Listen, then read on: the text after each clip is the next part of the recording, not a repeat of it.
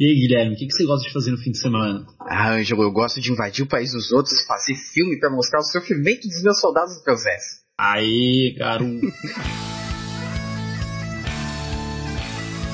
Ucrania Cast, o podcast de seu tempo.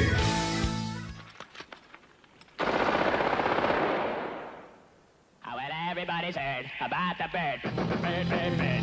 The bird's a winner, well, a bird, bird, bird. Bird is a winner, well, a bird, bird, bird. Well, a bird is a winner, well, a bird, bird, bird. Ah, certo, jovens! Começamos aqui mais um episódio do Ucrania Cast. Quem vos fala agora é Guilherme Silva, historiador em quadrinhos. E ao meu lado ele... O P2. Certo. Ângelo Aguiar. Isso. Olha, pros íntimos, né? É outro ainda. Olho. Os íntimos é outro ainda. Eu não vou revelar aqui porque... Porque vocês não são íntimos, seus arrombados. Mas quer ficar íntimo da gente? Então você pode colaborar na nossa campanha do Apoia-se. Olha que gancho maravilhoso, hein? Olha só, colaborando com R$30, tu descobre meu apelido íntimo. Tô louco. Só 30, tá valendo pouco. Mas então, Ângelo, agora a gente tem uma maneira aí dos nossos ouvintes apoiarem o nosso projeto aí de podcast com o valor que for possível para eles, obviamente, né? E fazer o podcast crescer ainda mais, né? A gente tem então um perfil aqui no Apoia-se, né? Que é o apoia.c, né? /UcraniaCast. A gente vai deixar no post, tem banner no site agora, tá uma loucura já. Certo? Eu tava olhando aqui, parece aquele sitezinho lá do... Como é que é? Da vaquinha do Walter White lá, pra arrecadar pra quimioterapia dele. Boa, é verdade. Tipo, mas aquilo só aqui com uma função mais útil, né? Olha aí, né?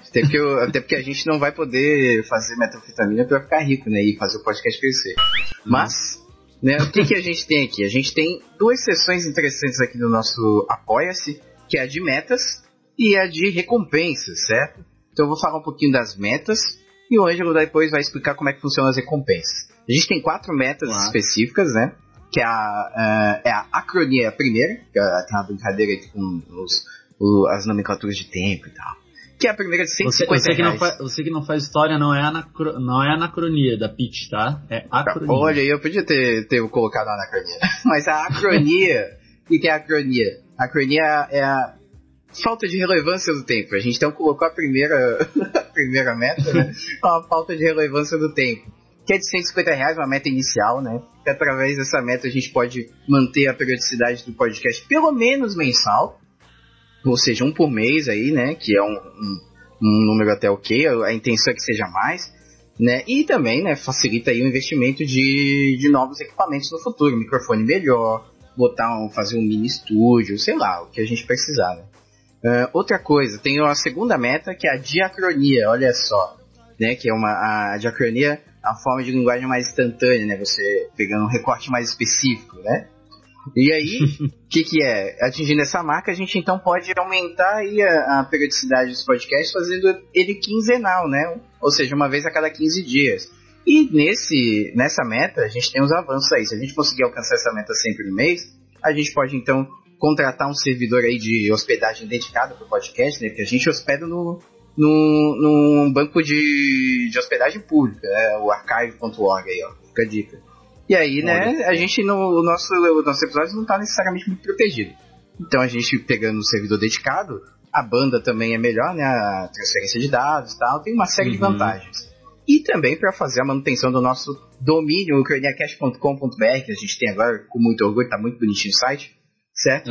Então essa meta... Dá pra comprar um suquinho de maçã também, né? Olha aí, né? Comprar uma aguinha sem gás aqui pra poder falar com mais delicadeza, né? Mas aí, né? Essa é a meta aí posterior da acronia, a diacronia. Tem também a sincronia. Meu Deus, a gente tá muito estudante de tempo histórico. Aí a sincronia é um pouco mais a longo prazo, né? O que ela significa aqui? Se a gente conseguir atingir a meta de sincronia, né, que é o de R$800 no mês, né, lembrando que a diacronia é de 350, um pouquinho mais elevado. A de sincronia, R$800 no mês, que a gente faz o quê? A gente aí coloca o nosso podcast no formato semanal. Aí toda semana vai ter episódio, certo? Aí não tem erro, certo? Através aí desse também a gente pode, talvez aí contratar um editor que faça um trabalho um pouco melhor que eu, que edita essa merda, né, e não fica aquela coisa incrível. Contratar um profissional aí, né? talvez aí contratar um editor de arte aí pra fazer umas miniaturas melhores e tal, deixar o podcast bonitinho, né? E por fim, a gente tem a Ucrania. Olha só, a Ucrania, né, cara? Tinha que ser a meta mais incrível, né? Que é o tempo que não gira, né? A gente vai parar o tempo pra ganhar recompensa. O que acontece? Né? Além de fazer o formato semanal, a gente vai propor então episódios extras, né? Mais curtos do que o normal, né? Mas para você ter um conteúdo a mais aí durante a semana. Além do podcast semanal, o conteúdo extra, como análise de músicas, análise de fontes primárias específicos, né? Para a gente poder ir, dar uma produzida a mais aí, né? Dar uma estendida no nosso conteúdo. Então essas são as metas, né? A gente obviamente não tem a pretensão de alcançar a Ucrania já no primeiro mês, né? Então é mais pro futuro, né? Se o podcast crescer, vai que o pessoal, né, curte colaborar um pouco mais. Fala então das recompensas, Ângelo. O que cada pessoa ganha individualmente? Então, vamos falar das recompensas aqui, né? Porque a gente não dá o peixe de graça. Não existe almoço grátis. Não é pescar, tem que atingir as metas. Não tem almoço grátis, nem podcast. Quer dizer. Ó, se você doar R$1, você já está fazendo o Cronia ser possível. Muito obrigado. Ou seja, R$1, né? Melhor do que R$0. Então, você pode doar R$1. Se você doar R$5 nesse nível de apoiador, você terá o seu nome mencionado no post escrito no nosso site. Olha só, o seu nomezinho vai estar gravado na história. Com R$10 você está ajudando o Cronia Cast a existir ainda mais. Você terá o seu nome no post escrito no nosso site também, o qual estará registrado na história da sessão de agradecimentos em podcast. Ou seja, você vai ficar mais perto do nosso coração com R$10. Mas, se quiser entrar no coração mesmo, você pode doar R$20 e o seu nome ficará para sempre, enquanto esse podcast seja na história do nosso post escrito em nosso podcast. Além disso, você poderá enviar uma mensagem de voz de aproximadamente 30 segundos para que nós possamos inserir na sessão de agradecimentos. E com R$50, né, daí já é um sonho já. Ó, você, além de todas as recompensas anteriores, você poderá participar conosco da sessão de agradecimentos. Além disso, terá a oportunidade de sugerir temas para episódios futuros e seu e-mail terá prioridade na hora das leituras. Ou seja, vai estar em primeirinho lugar, né, pessoal? Que a gente trabalha aqui com meritocracia. Você tem que merecer ganhar as recompensas. Claro. Mais de R$50 a gente vai gravar na sua casa, do seu lado aí. Mas é isso aí, pessoal. Então esse aí é basicamente os modos de apoiar aqui o nosso podcast, né? Se você tá com pouca grana agora, não se preocupa, vão ter outras oportunidades, né? Esse aqui não é a gente não tá intimando o nosso público. Público já é demais, né? A gente não tem tanto público assim. Mas a gente não tá intimando ninguém. A gente é só abrir um canal aí pra conectar um pouco mais a nossa audiência e, obviamente, né? Pra ter oportunidade de fazer o podcast crescer. Certo? Uhum. Então vamos agora. Passou então essa fase de anúncio aqui do Apoia-se. Pode verificar no post, tem o link para dar uma olhada melhor na apresentação, para dar uma olhada nas metas aí com mais calma. E agora vamos pro episódio.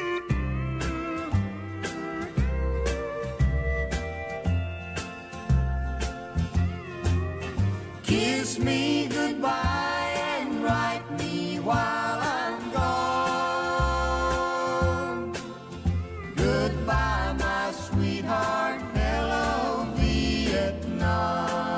Então, Ângelo, vamos ao episódio, mas antes, você sabia que a gente já tem uma apoiadora, Ângelo? Meu Deus, sério? Mais 2 segundos de campanha a gente já tem apoiador? Que isso? Há quanto tempo a gente já tem o negócio? Faz um dia? Não, na publicação desse post aqui, desse episódio, deve ter o quê? Uns 3, 4 dias de coisa. Mas a gente acabou de criar. A vida de professor, virar podcaster. Olha aí, ó. Pô, tá dando mais grana, cara. Tá pagando mais a hora aula. Pagando mais do que a hora aula aí, ó. Que a Mayara aí, ela só doou, ela só ajudou com R$5, hein? E R$5 ela só devia ter o nome no post, hein? Olha só, quer dizer que a gente tá dando uma regalia pra ela, olha só, Mayara Barbato Flor, parabéns. É isso aí, enfim, tá bom, parabéns. R$10 é o nome e parabéns, só não vou gastar mais que isso, que me saliva. Certo. Então vamos lá no nosso episódio maravilhoso aqui, que é o quê? Qual é o tema do episódio hoje? O tema é sobre o filme Nascido para Matar, do Stanley Kubrick, com o título original Full Metal Jacket. O que esse filme retrata, então, Guilherme? Ele retrata o conflito da Guerra do Vietnã, onde os Estados Unidos esteve muito envolvido na década de 60, mas esse filme ele é pós-contextual, né? Ou seja, ele está falando de um período em que não é o mesmo período que ele está sendo produzido, né? O filme era da década de 80, de 87. Exato. De 87. E daí ele está contando, né? Ele está trazendo uma narrativa sobre esse conflito. E daí, no meio disso, tem todas várias outras coisas, várias outras discussões possíveis.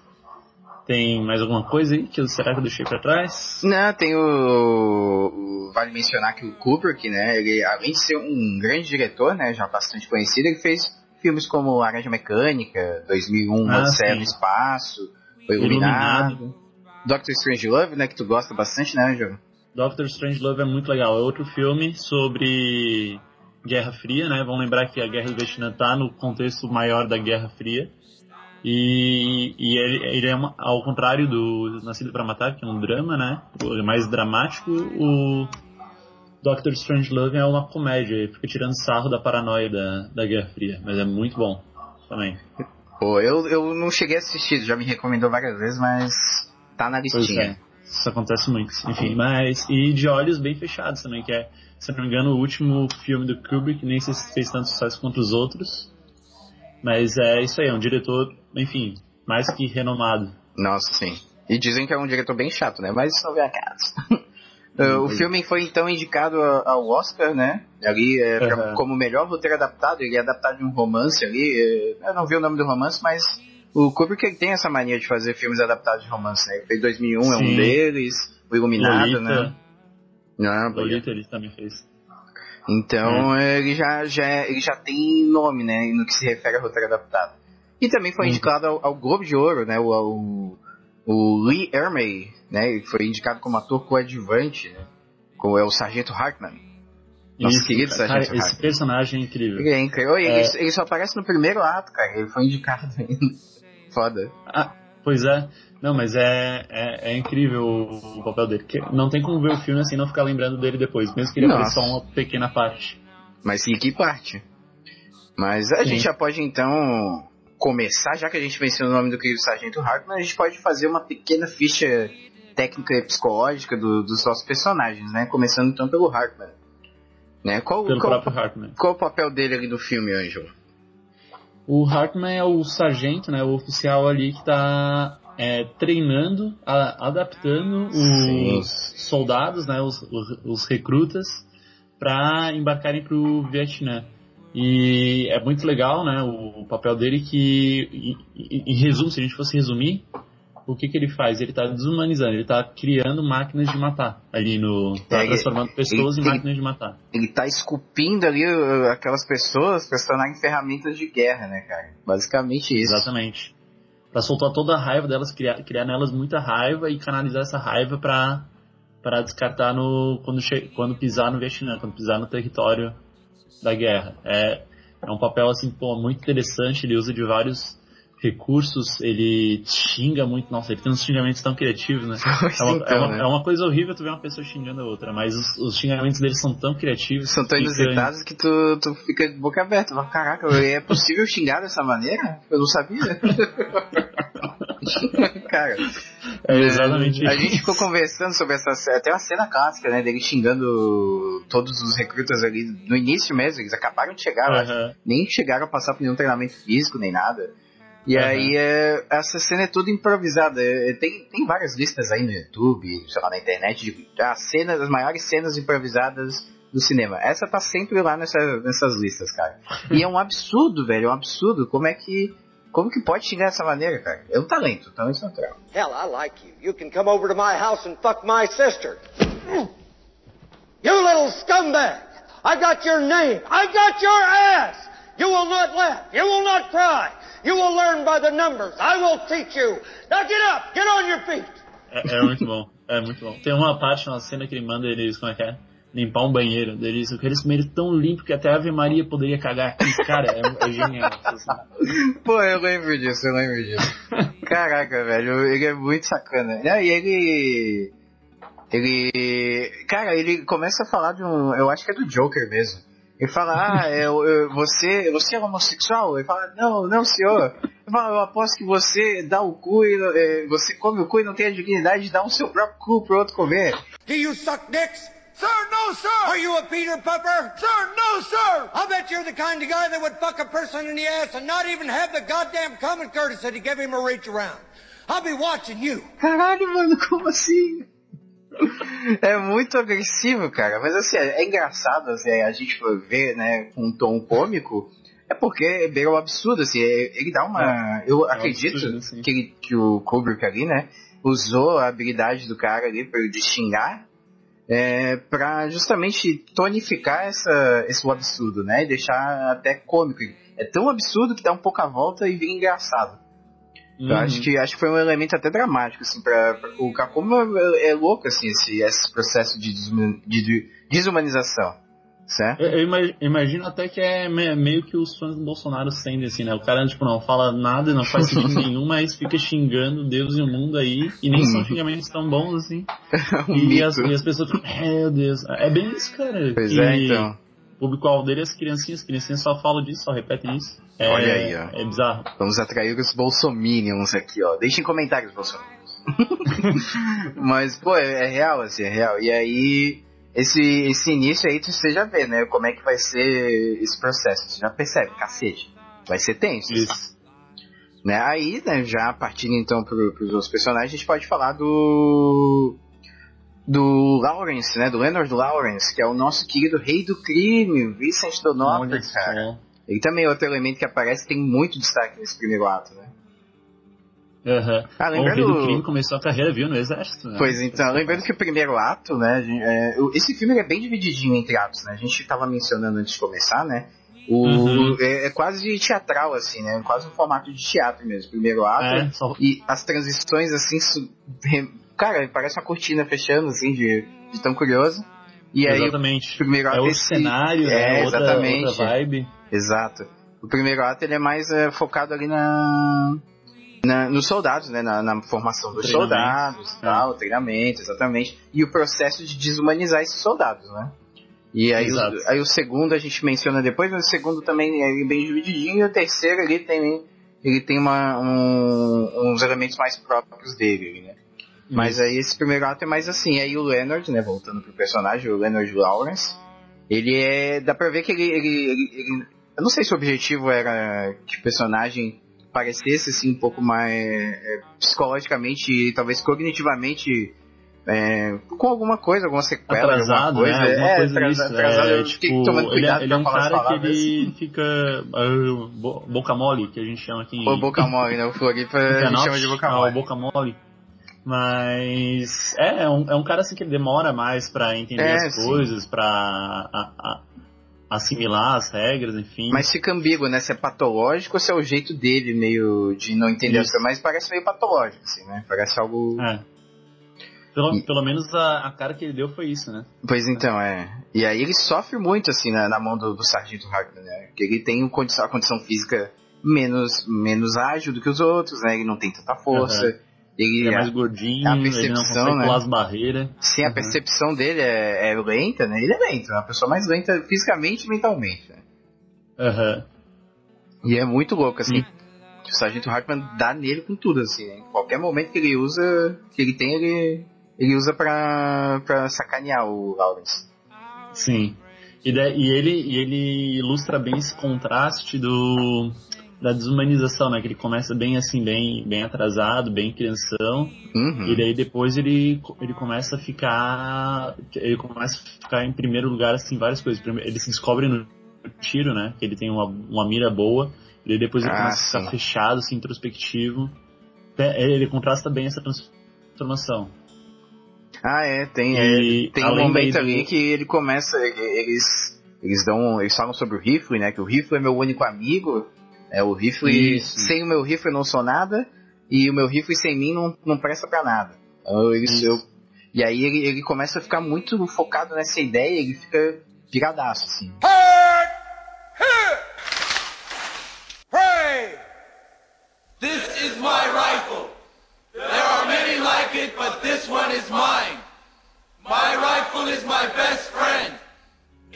Mas é real, tem um amigo aí, até é capaz dele ouvir o podcast, às vezes ele ouve. Olha, qual é o nome dele? Qual é o nome dele? Ele não doou dinheiro, então não vou falar nada. Ah, boa, Angela, isso aí mesmo. Aqui é mercenário. Mas ele falava que tinha essa parada do rifle, assim, de não poder abandonar nunca, né? Daí os caras ficavam dizendo, passa o rifle aí pra mim.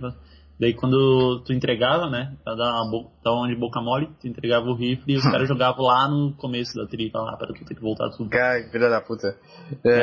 No Tropa de Elite também tem, né, tipo, a questão da bandoleira, né, que ele fala, se tu não pode largar o rifle, seu animal, tu vai tirar a bandoleira, vai fazer o que com o rifle se tiver alguém no chão, vai tirar no cu. Essa cena é foda, mas é bem essa questão, né, tipo, tem que estar com ele o tempo inteiro, né. E é muito louco essa aproximação que dão. Eles humanizam o rifle e desumanizam as pessoas, mano. É muito louco. E daí, além do Hartman, além do Lawrence, a gente tem o que é o cara que anda, né, em todos os atos, que é o Joker, o ator Matt Modine, que ele anda por. Ele parece mais um espectador, assim, Sim, mas ele é o personagem principal, né? Ele é o protagonista, assim, né? Ele é o protagonista, mas ao mesmo tempo, eu não sei, eu tenho essa sensação de que ele tá mais assistindo as coisas que acontecem. Sim, então, mas é ele que conecta tudo. Porque, por exemplo, no primeiro ato, você não sabe muito bem que ele é o protagonista. Mas aí no segundo, é só ele que restou daquele batalhão. E depois ele encontra os outros, assim, mas... Sabe, é focado nele, assim, né? O final, inclusive, tem bastante foco nele e tal. E... ele é o cara que vai transitando aí pelos atos, né? No começo do treinamento, aí o segundo é mais uma introdução à guerra ali, daí o terceiro já é a guerra mais intensa. Isso. Só que a presença dele, né, nos lugares que ele tá presenciando, o filme mostra todos os aspectos dessa guerra, né? Pelo menos ali onde os soldados norte-americanos estão.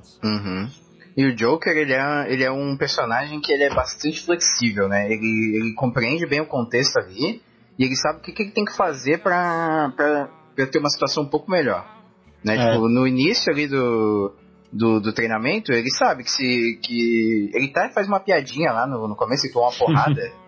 E é por isso que ele fica o The Joker, né? O comediante. Ele faz uma piadinha e toma uma porrada no estômago com um rifle. Aí ele fala, porra, aqui não vai dar.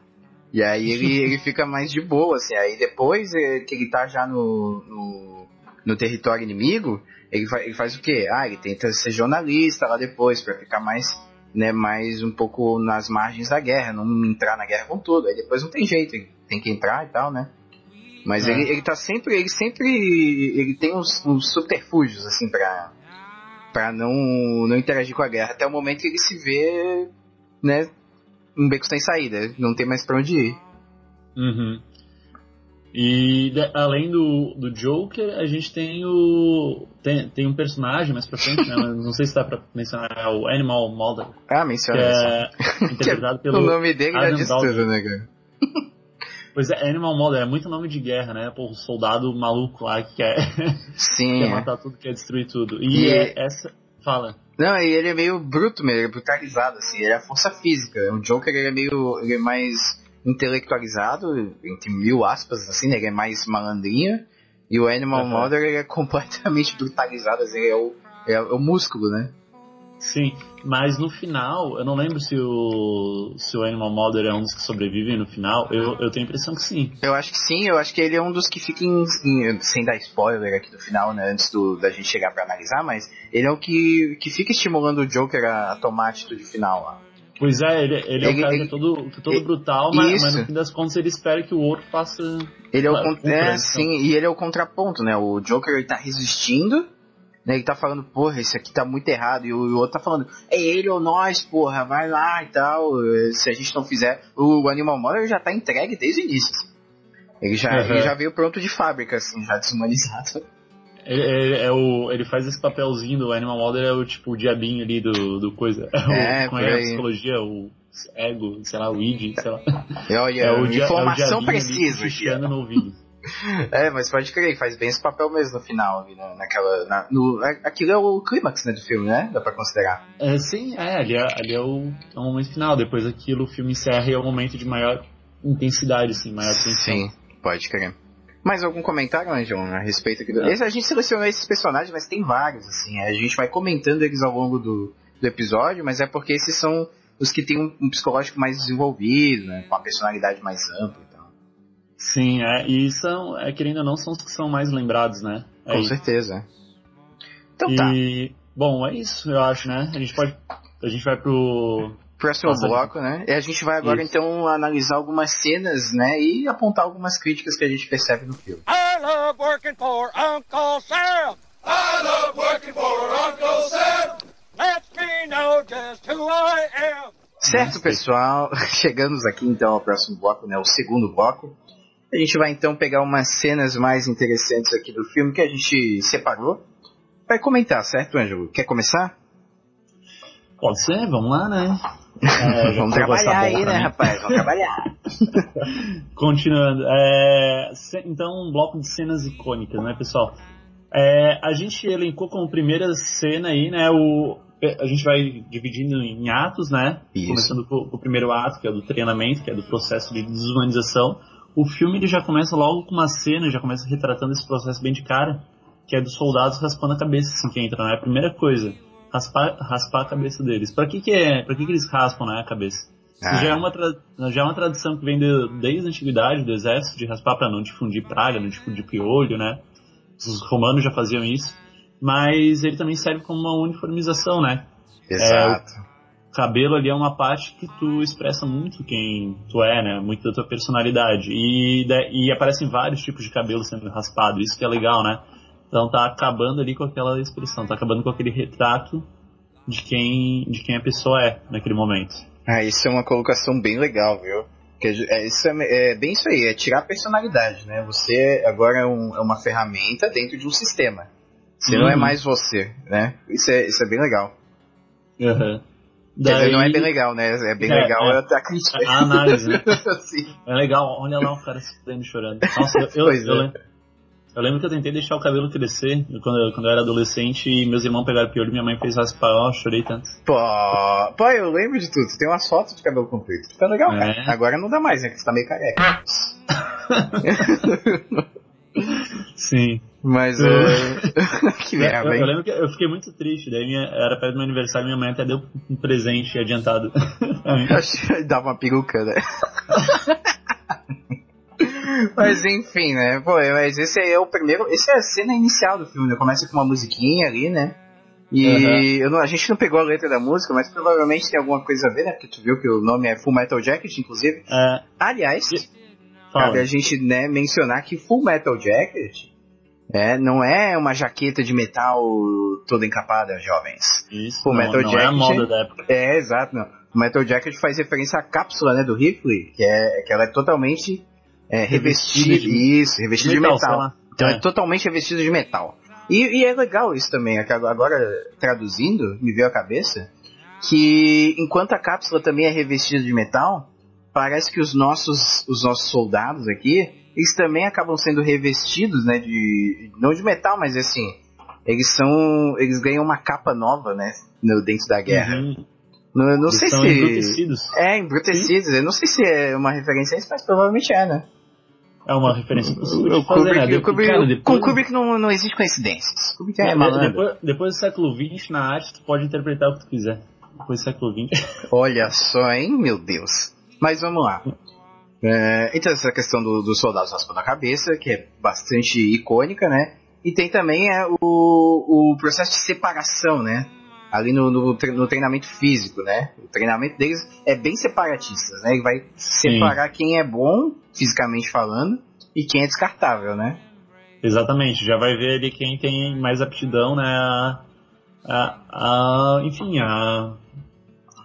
às atividades físicas, aos desafios que vão exigir um preparamento físico maior. Exato. E daí a gente já começa a ver, então, quem começa a ficar pra trás também, né? E daí quem tá lá no meio, né? O Leonard, lá, o Lawrence. Molly. O rei do crime. O rei do crime começa a ficar pra trás, né? Que ainda já era gordinho nessa época. E também porque, enfim, ele era um cara mais atrasado, demorava mais pra assimilar as coisas. E nesse processo aí dele ficar atrasado, o que começa a acontecer, né? Além de ele mesmo sofrer as consequências impostas pelo Hartman, pelos sargentos, chega um momento que o grupo começa a sofrer, então, com a falta de desempenho dele.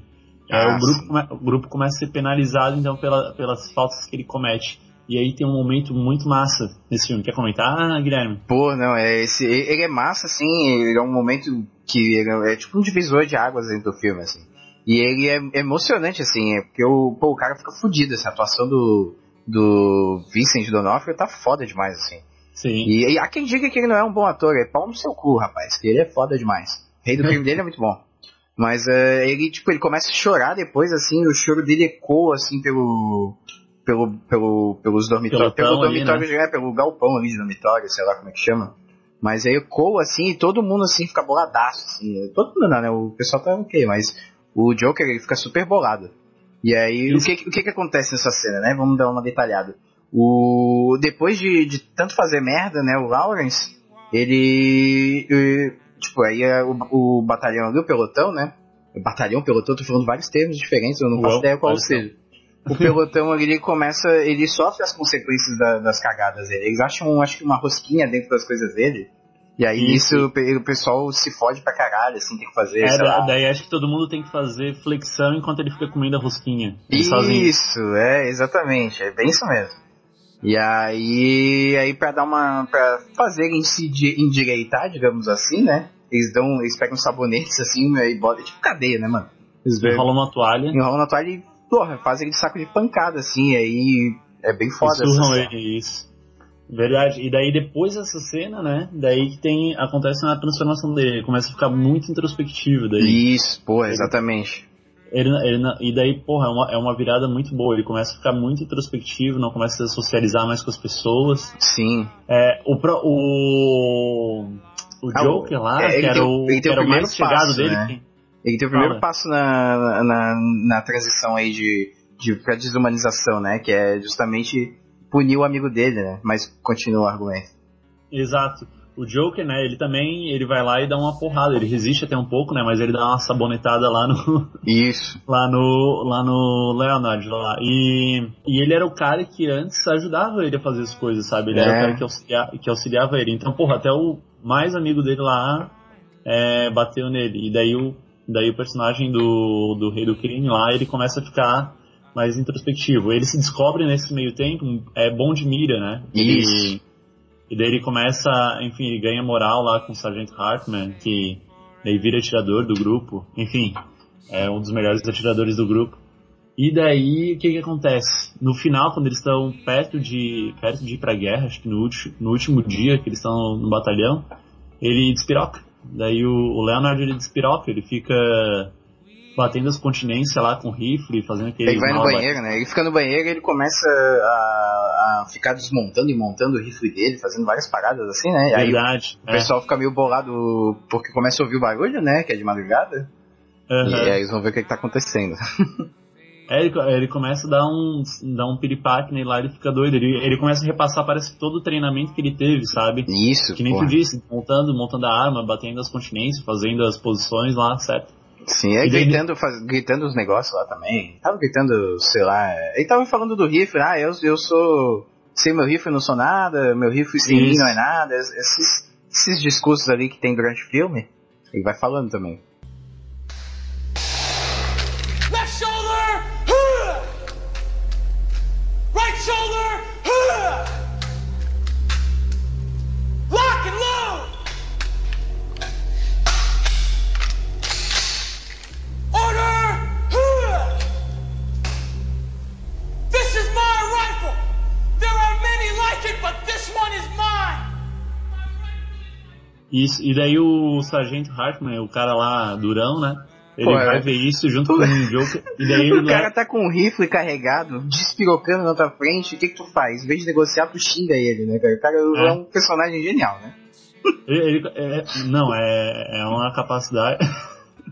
E daí o cara, exatamente, ele acaba xingando o Leonard e ele mete um balaço no meio da barriga dele, sei lá, né? No peito, assim. Ele atira no cara, ele atira no cara e depois ele se mata, gente. E daí tem a cena dele atirando na boca e atirando na própria cabeça, é muito chocante essa cena. E daí já dá impacto, e é o fim do primeiro ato daí. E o Joker tá ali assistindo tudo também, o espectador, ele vê isso aí. O Joker, ele tá de vigilante, acho, nessa cena, vigiando. Isso, ele tá de guarda.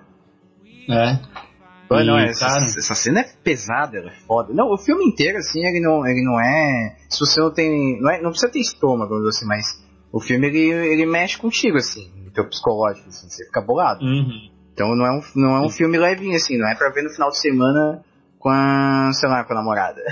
Vai ver um filme legalzinho com a namorada? Vai ser os dois fodidos. Pois é, né? Você tava esperando fazer alguma coisa, depois do filme não vai rolar. Acabou-se. Mas é um bom filme. E daí esse daí é o passo aí pro segundo ato, né? Agora que já mostrou a desumanização, agora que eles já estão minimamente ali virados em máquinas pra matar, daí eles vão pro Vietnã. Daí. Exato. Quer abrir um pouco esse bloco, essa parte do segundo ato, hein? É isso, não, vai ser nesse mesmo bloco, mas esse segundo ato ele é curioso, assim, né? Porque ele não entra na guerra de fato, mas ele tá nos bastidores da guerra por enquanto, ali, né? E o Joker, ele, como ele é mais malandro, né? Ele descobre que sendo jornalista, ele tem uns privilégios, assim, né? Ele não precisa ir na artilharia direto, né? Ele vai mais como apoio. E aí ele fica na cidade. Exato, isso. Né? E as interações ali com o editorial do jornal do Exército, ela é bem curiosa, né? O que a gente tem ali? Primeiro a gente tem, né, um método de noticiar a guerra, né? A gente sabe que é o método oficial de noticiar a guerra, né? Ele tem seus interesses ali, né? Então ele vai pender para um lado ou para o outro. Certo? E o Joker ali, né, enquanto... Ele é jornalista, mas ele é fotojornalista, né? Ele não vai tirando foto. Eu não sei se ele escreve também. Ele carrega uma câmera, né? Ele vai fazendo o registro ali. Sim. Ele registra imagens. Bacana. Ele anota, ele tem um bloquinho de notas, mas a câmera é o que caracteriza ele mais mesmo. Não, massa. E aí ele tem um momento que ele entra em um debate com o superior dele, não sei se é capitão, general, essas coisas. É que ele chega numa cena que tá uma cova gigante e eles aí estão enterrando corpos. Essa cena é antes, isso, comenta dessa cena. Eles estão enterrando corpos e jogando cal, né, em cima pra... Eu não sei, o cal serve pra... eu sei que o cal queima, né? Ele pra não atrair... Decompor. É isso, acho que é pra não atrair também bactérias, bicho, moscas, né? Essas coisas. É possível. E daí o Joker, ele anda com um capacete em que tem um símbolo da paz e amor, né? Aquele símbolo hippie lá, aquele Y de cabeça pra baixo e pra cima meio. E daí esse oficial que tá perto dele, ele olha pra esse chapéu, pro capacete, quando ele tá entrevistando ele, e diz: isso daqui é alguma piada? Você acha que é uma piada? Aí, tipo, bem generalzão, né? Bem generalzão. Ele começa a criticar, não sei porque se duvida aí das intenções dele na guerra, da postura na guerra, se ele pode ter algum receio. E eu não lembro exatamente o que ele fala. Eu lembro mais ou menos. Eu lembro que ele afronta ele, que diz: porra, isso é uma piada, como é que tu tá na guerra com um símbolo disso. Ele tenta até dar uma desculpa, né? Não, ele fala meio enrolado que aí o cara não entende e ele fala: tá bom, tá. Vai lá. Ele fala que é uma crítica à dualidade do homem que procura paz e faz guerra ao mesmo tempo. Basicamente isso que ele fala, assim. Call before the man. I think I was trying to suggest something about the duality of man, sir. The what? The duality of man, the Jungian thing, sir. Whose side are you on, son? Our side, sir. Don't you love your country? Yes, sir. Then how about getting with the program? Why don't you jump on the team and come on in for the big win? Yes, sir. Son, all I've ever asked of my Marines is for them to obey my orders as they would the word of God. We are here to help the Vietnamese because inside every gook there is an American trying to get out. It's a hardball world, son. We've got to try to keep our heads until this peace craze blows over. Aye, aye, sir.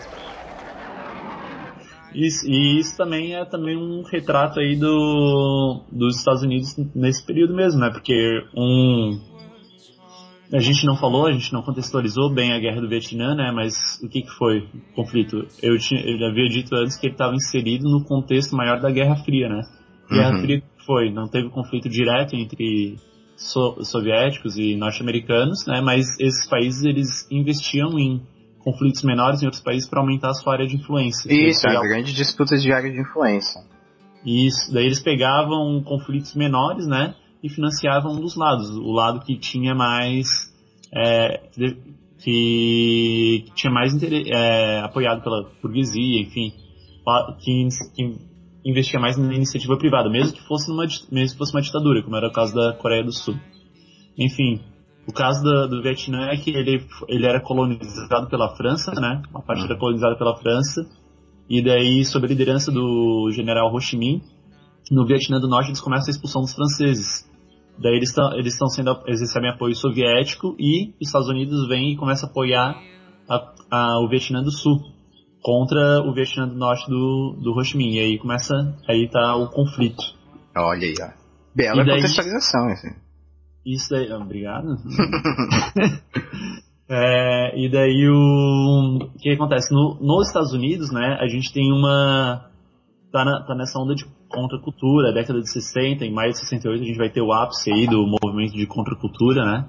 Yes. E a população jovem norte-americana, ela critica muito a participação dos Estados Unidos na guerra. O mundo todo vai criticar a participação, mas boa parte da população jovem dos Estados Unidos também vai criticar. Só que também tem o pessoal que estava na noia da Guerra Fria, né? Então, esse capacete aí do Joker, ele simboliza bem os Estados Unidos nessa época. E, pô, de um lado é o paz e amor, mas ao mesmo tempo ele tá ali na guerra. Olha aí, ó. Que contexto, que homem. Eu vou gravar isso aqui e eu reproduzir no meu funeral. Mas aí, então, ó. Mas tu puxou legal aí essa questão. Que daí depois, agora retomando aí o editorial do lado do jornal, tem um editorial do jornal lá de guerra. E aí essa questão aparece também, né? Não essa questão direta, né? Mas o conflito ali também de informação, né? De tentativa de passar mensagens.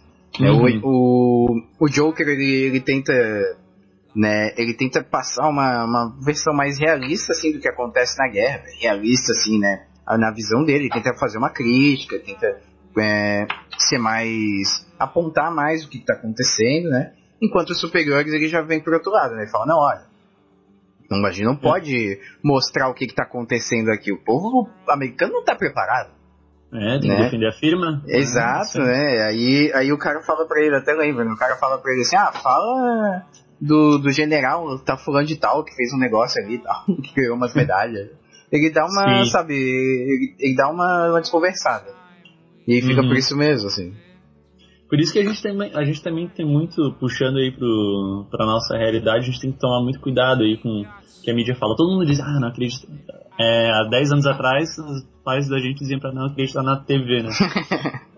Agora pra não acreditar em tudo que lê na internet. Pô, isso é uma parada real, né? Porque como é que funciona a compreensão da realidade? A gente vê as coisas, a gente lê, a gente se informa e aquilo é a visão que a gente tem sobre o que a gente teve contato. Agora, quando tem o intermédio, né, a interpretação dos fatos por terceiros, no caso a mídia, a gente já não tem a visão realmente a gente não tem a nossa percepção da realidade, a gente tem a percepção do que foi reportado, né, da reportagem daí. Exato, isso faz um link com o nosso último episódio, né, que foi sobre imprensa escrita, que a gente analisou artigos do jornal aí, do Jornal do Brasil, né, que a gente também falou um pouco do papel da mídia, né, que o Jornal do Brasil ele fez um retorno, uma revisitada na história dele, mas não falou nada sobre o papel da mídia, né?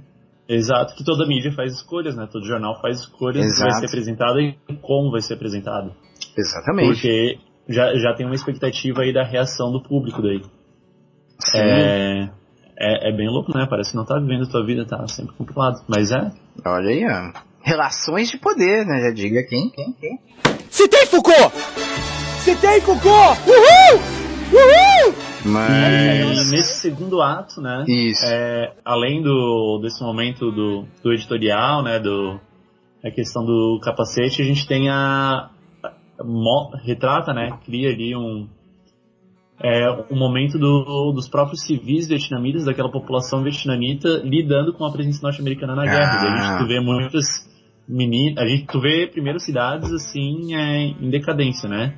São vilarejos mesmo, chão batido, a motoquinha toda velha lá. Sim. E as meninas jovens se prostituindo pros soldados, né? Tem até parentes aliciando as meninas jovens a se prostituir, porque, porra, tá uma merda fodida, né? Não tem a economia tá um desastre, a vida tá um desastre, e isso aí acaba virando uma prática mais comum. É bizarro, assim, é bem triste, é bem pra chocar mesmo. Exato. Não, esse é um momento que também ele ajuda a construir, né, a atmosfera ali de total destruição, né? Destruição moral, destruição física, destruição de todo lado. Exato. E mostra uma violência que a gente não vê, né? Que não é retratada, por exemplo, aí pela grande mídia. Essas violências extras aí, essas violências não oficiais, né? Que surgem com a presença militar. Por que tem tanta gente aí criticando também a intervenção dos Estados Unidos na Síria, né? Entre outras coisas é por isso, porque a gente sabe que quando os soldados estão em uma região, quando é uma região, além de estarem lá por interesses geopolíticos, né? Eles também cometem uma série de atrocidades. Isso aconteceu em várias guerras, sempre aconteceu ao longo da história. Nos Estados Unidos, aí a gente pega o caso, né? Da presença deles no Oriente Médio, que a gente tem de denúncia de soldado dos dois lados. Olha, né? Que curioso, em menos de 3 minutos em menos de 3 minutos de gravação a gente já citou 3 guerras que os Estados Unidos se meteram. Né? Que coisa, né? Que coisa curiosa. Falta a maior parte ainda. Deve ser uma coincidência. Deve ser culpa dos outros países. Eles estão em guerra desde que se tornaram independentes, mas é culpa dos outros. E é isso, tem essa série de violências, né? Esses abusos que... Mas aí pode dizer, porra, mas não são os próprios vietnamitas que estão se prostituindo. Mas não é um cenário que seria da mesma forma se não tivesse essa presença americana, se não tivesse no estado de guerra. Não, foi um bom gancho, Ângelo, um bom gancho. Olha, eu vou aumentar teu salário. Certo, então a gente finaliza esse bloco 2 aqui. Tem mais algo a acrescentar, Ângelo?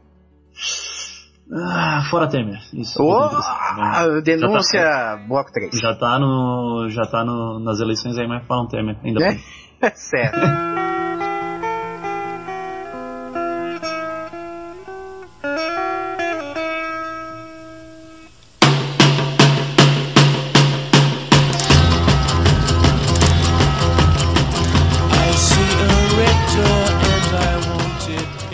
Certo, Ângelo. Último bloco aqui, a gente adentrando ao último bloco. Agora, cabe mencionar, né, que a gente esqueceu de falar da cena do Get Some, né, do maluco atirando no helicóptero, uma cena icônica também, que eu acho que ela tá entre o primeiro e o terceiro bloco ali. No terceiro bloco, no terceiro ato, né. E que é uma cena completamente louca. Essa cena é tipo, me parece que a gente tava revendo ela agora. Parece, cara, parece que o Joker, ele tá olhando assim, com medo do que ele pode se tornar, sabe? Ele olha assim e fala, meu Deus, que absurdo. Que é o cara simplesmente atirando em dezenas de centenas, sei lá, de camponeses vietnamitas que só estão no campo, assim, só estão colhendo e plantando, assim, não estão fazendo nada. Exatamente, aí, eles passam de helicóptero e o cara dá rajada de metralhadora nele. Exato, cara, um maluco, aquela metralhadora do Rambo mesmo. E aí, aí ele tem um diálogo, né, e tal. Aí ele pergunta assim, né, e aí, Joker, vocês vão escrever uma história sobre mim? E aí o cara fala, por que a gente deveria escrever uma história sobre você? Aí ele responde, cause I'm so fucking good. É muito escroto. Cara, é um animal, tá ligado? É um animal ali com a metralhadora. Exatamente. Todo mundo. Esse aí já passou da linha faz muito tempo já. Isso daí parece brasileiro se tivesse o porte de arma liberado, sabe? É bem isso, ia atirar em todo mundo e sou foda pra caralho. Né? Aí ele também pergunta, né? E você já atirou em alguma mulher ou criança? Ele fala, eu matei sei lá quantas mil pessoas. Eu quero falar, já atirou em alguma mulher e criança? Ele fala, às vezes acontece, né? E aí ele pergunta, pô, como é que você conseguiu atirar numa criança? Ou numa mulher? É porque eles não se mexem muito, aí é mais fácil. Caralho. Mano, é bizarro. É muito louco, assim, ele fala num tom de comédia, mas assim, é pra satirizar mesmo o perfil de personagem, né, já desumanizado, que só conta um número, né, ele conta as vidas que ele tinha como números, né, como scores, e não como vidas de fato. É um absurdo, assim, mostra a devastação. A gente lembra da Guerra do Vietnã como a guerra que os Estados Unidos não conseguiu vencer, né, contra um país muito menor, mas a quantidade de vietnamitas mortos, assim, foi absurdamente maior, né, que a dos norte-americanos. Os norte-americanos é porque eles estavam sofrendo muita pressão política, né, isso daí também foi muito decisivo para eles saírem. Mas sem querer tirar aí o mérito das táticas de guerra do Ho Chi Minh, muito louca lá, que os caras saíram de dentro da terra, das árvores. Mas sem tirar esse mérito aí da guerra, das técnicas de guerra, os vietnamitas eles morreram muito, foi um massacre bizarro, e muito da população civil também, né? Parte daquela violência aí que também não é mostrada. Ah, claro. Nesse ato também, né, tem o reencontro, agora o terceiro ato de fato, tem o reencontro do Joker com alguns ex-colegas deles, né? Que ele encontra bem depois, né, isso. Pô, tem até um negócio engraçado, né, não é engraçado, é curioso. Que eles estão lá, preparados para entrar, para fazer uma transição, na verdade, não estavam nem preparados para combater, mas eles foram surpreendidos, né? E aí tem um vietnamita morto, sentado num sofá ali, num banquinho. E aí eles falam, esse é o nosso brother, né, o nosso amigo. E aí o cara tá do lado dele assim, percebe que ele tá morto. Você lembra disso? Que é também, também é outra, sei lá, outra marca de desumanização, sabe? Que é um cadáver de uma pessoa que faleceu do teu lado. Como se fosse um boneco, né? E tá fazendo zoeira ainda. Isso é bem, porra, é foda. E o Joker ainda tá, tipo, observando tudo meio atônito, assim, falando, caralho, isso, a galera tá dodói, essa galera. A galera já tá em outro nível, né? Eles já estão muito perturbados. Vale lembrar que também, a gente tem muito, até hoje aí, muito ex-combatente do Vietnã que ficou biruta, né? Que voltou do conflito, ficou doido. Virou alcoólatra. Gastaram muito, né? Recebendo esse pessoal aí. Sim, né? Ou virou, sei lá, entrou no alcoolismo, começou a abusar de drogas, né? Se suicidou, e alguns deles, né, entrando em depressão, chegaram ao suicídio. Pô, a gente tem vários filmes que trabalham isso, né? Como a gente mencionou na nossa entrada, né? Os Estados Unidos é a Hollywood é a maior produtora de filmes sobre guerra que os Estados Unidos entram por conta própria, né? E também, né, utiliza essas histórias para mostrar como é triste para os Estados Unidos, né, a entrarem em tanta guerra e deixarem os soldados depressivos, né? Traumatizados. Sim. Né, mas é absurdo, né? Tem aquele filme, eu fiquei até triste, né? Mas do Clint Eastwood, aquele sniper americano, que o Clint Eastwood é aquele cara durão, fazia filme de cowboy e tudo, mas ele já fez uns filmes mais sensíveis, assim, né? O Gran Torino lá, que apesar de violento, fala aí do preconceito, né? Nos Estados Unidos.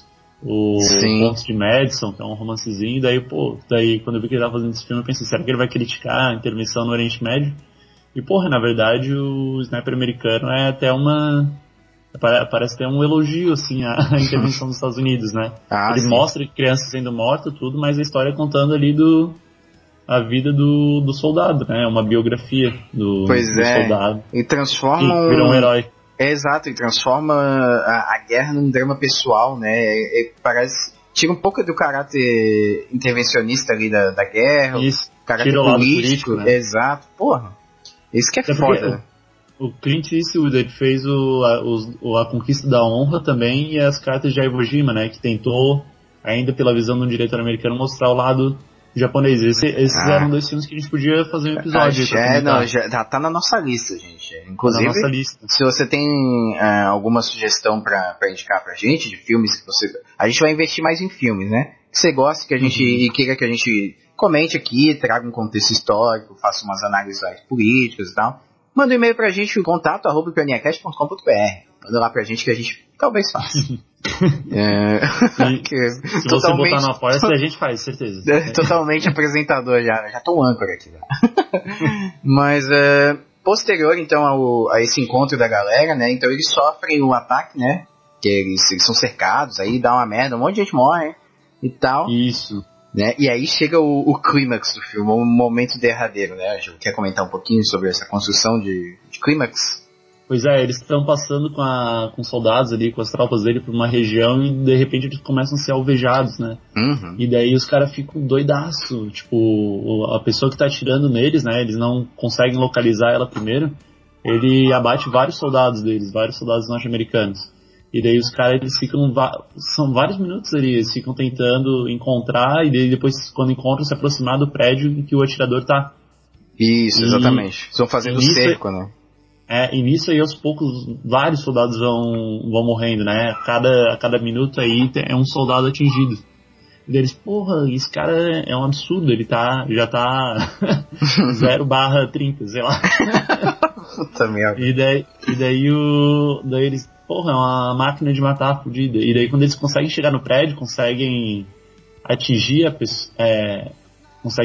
pessoa, né, que tá atirando lá. Eles dizem que era uma menininha vietnamita com um rifle lá, uma K-47, contra um monte de soldado que passou por um treinamento, um monte de homem, adulto, forte, super equipado, sabe, que tava lutando ali sem nada, só com a arma, pela sobrevivência dela. E daí eles ficam, porra, o público, né, quem tá assistindo fica chocado e eles, os próprios personagens ali, eles estão chocados naquele momento. E daí, o que acontece? Depois da menina ser acertada, né, eles balearem ela não tá morrendo, daí ela fica assim, ofegante, e daí chega o momento que eles decidem matar ela, né, pra ela morrer logo. E daí só que eles ficam decidindo quem vai fazer isso. E quem acaba fazendo isso é o Joker ali, né? E que nem o Guilherme disse, não sei se você quer comentar aí o que simboliza. Posso comentar? Pode.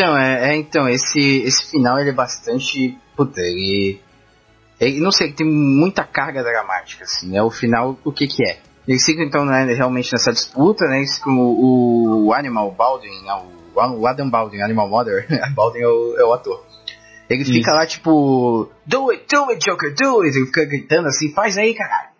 Tal, porque o Animal, né, o Mother ali, ele já passou da linha faz tempo. Eu acho que ele fica um pouco ali naquele de querer trazer o Joker pro mesmo universo, parece, né? Ele tá, tipo, atraindo ele pro fundo do poço já. E aí o Joker fica, tipo, pô, ele fica um tempão assim, sabe? Apontando a pistola, pensando se ele faz, se ele não faz, ele fica agoniado, sabe? E aí no final ele vai lá e o spoiler, no final ele atira, né? E ele mata a menina e tal. E é muito... Dá muito a sensação de que é justamente esse passo no precipício, né? Que a gente usou esse termo. Esse termo. É um passo no precipício, né? Que ele se joga e vai com tudo, né? E esse era a etapa final que faltava, né? Nesse processo todo de desumanização, né? Ali ele se entregou pra guerra de fato, né? E ele viu que... Porra, a guerra é uma merda, sabe? Tipo, a gente já presenciou vários momentos absurdos e esse aqui é o meu último passo. Pô, é foda, essa cena, porra, ela é tensa demais, cara. Isso, é bem isso aí que tu disse, é quase um rito de passagem, né? É um momento ali que ele vira realmente a máquina de matar. Ele matou a menininha que tava ali lutando pra sobreviver, que era uma das vítimas da guerra também. Sim, porra, eu acho... Pô, é muito jovem, assim. Olha, e ela tá, tipo... E ela fala kill me, né? Ela fala ainda kill me. Kill me. Porra, e foda, né? ele encontra... Ele tem também a questão de que ele tava... De novo, é a mesma coisa do maluco lá no helicóptero. Ele tá olhando num espelho ali. E ele tá vendo, porra, isso aqui que eu vou me tornar, cara. Isso aqui que eu tô me tornando. Né? Tipo, essa menina também, ela já passou desse limiar há muito tempo. E ela é tão jovem. Pô, é foda. Foda, né, cara? É muito... É bizarro isso. Os amigos dele, eu lembro que eles ficam comentando, nossa, tu é muito, sei lá, malvado, muito... Sangue frio, né? Sangue frio, é tenso. É alta cena essa. E a construção da cena é legal, que ela vai baixando o volume né? No final ele vai baixando o volume, se eu não me engano é isso que acontece. Vai baixando o volume e vai focando na cara dele, vai dando um fade out, assim. E aí é tipo como se ele estivesse abstraindo o que tá em volta dele, sabe? Ele já ele tá ficando dormente, sabe? Parece. Muito louco. Parece um teatro mesmo, tipo, fechou com aquela cena ali, ó. É acabou, isso mesmo, fechou a cortina. Vai pra casa com isso aí, dorme com essa hoje. É bem... Pô, é foda. Assistam esse filme, mesmo com spoilers, assim, cara. O filme ele é uma obra de arte maravilhosa, assim, incrível. O Kubrick é foda, eu gosto dele. Vale lembrar que... Acho que a gente não sei se a gente comentou tanto isso no primeiro bloco, né, que era o espaço. Mas como é um filme pós o contexto ali que ele tá narrando, pós-contextual, né, ele já... Essa crítica ela já é possível, por quê? Porque ele já tá nos Estados Unidos que essa crítica já se firmou, né? Que os Estados Unidos saiu da guerra, esse lado...